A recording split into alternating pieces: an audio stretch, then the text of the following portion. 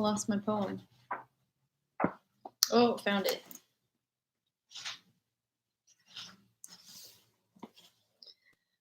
Okay, we're a little early today, but I have a call at 2, so I'm gonna read this quite long poem from Through the Looking Glass by Lewis Carroll. It's much nonsense, but I hope you will find it enjoyable. And then I have a shorter one from Mary Oliver for my older friends. I hope you're all doing well this week. I know we're starting week 3 of quarantine, or we're getting to week 3 of quarantine. It's been a solid almost 2 weeks. So I hope you're doing well and taking care of yourselves and staying healthy. And if there's any way we at La Jolla United Methodist Church can be supportive or pray for you, I hope you'll drop a comment, put it in the chat if you're live, or let us know in some other way. Send an email, send a text, whatever. We love you. We're thinking about you. We're praying for you. Here is this poem, The Walrus and the Carpenter, recited for you by Tweedledee. The sun was shining on the sea, shining with all his might. He did his very best to make the billows smooth and bright. And this was odd because it was the middle of the night. The moon was shining sulkily because she thought the sun had got no business to be there after the day was done. It's very rude of him, she said, to come and spoil the fun. The sea was as wet could be. The sands were dry as dry. You could not see a cloud because no cloud was in the sky. No birds were flying overhead. There were no birds to fly. The walrus and the carpenter were walking close at hand. They wept like anything to see such quantities of sand. If this were only cleared away, they said, it would be grand. If 7 maids with 7 mops swept it for half a year, do you suppose, the walrus said, that they could get it clear? I doubt it, said the carpenter, and shed a bitter tear.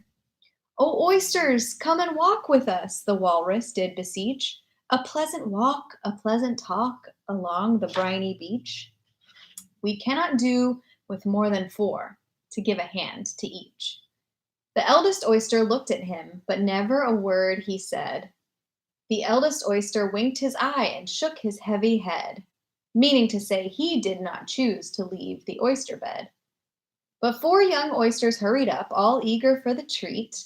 Their coats were brushed, their faces washed, their shoes were clean and neat. And this was odd because, they hadn't any feet. 4 other oysters followed them, and yet another 4, and thick and fast they came at last, and more and more and more.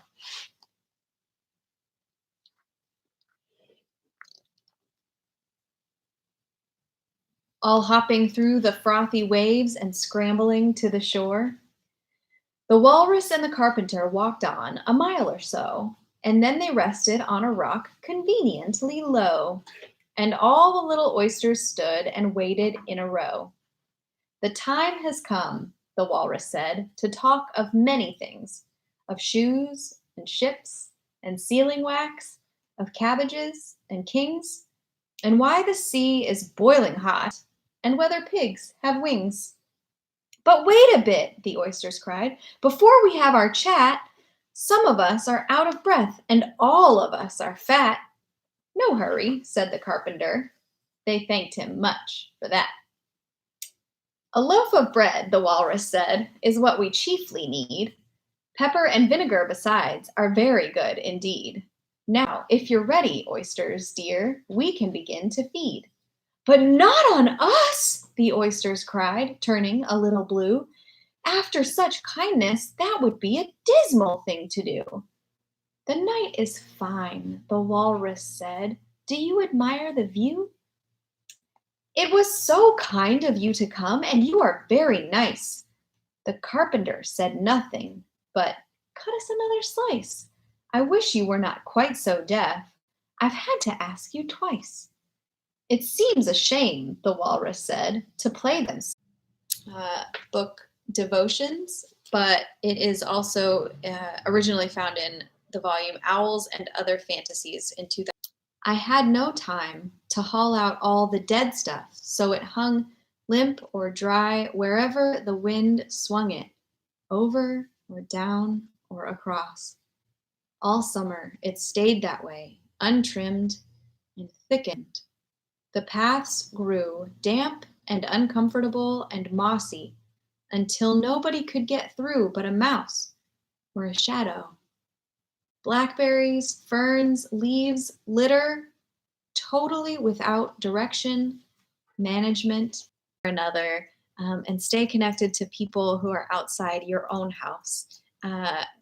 It'll help keep us in mind of the larger world and help us a little bit from getting too much cabin fever. So um, I love you. I'm praying for you. I hope to see you all soon as it's safe. Take care of yourselves.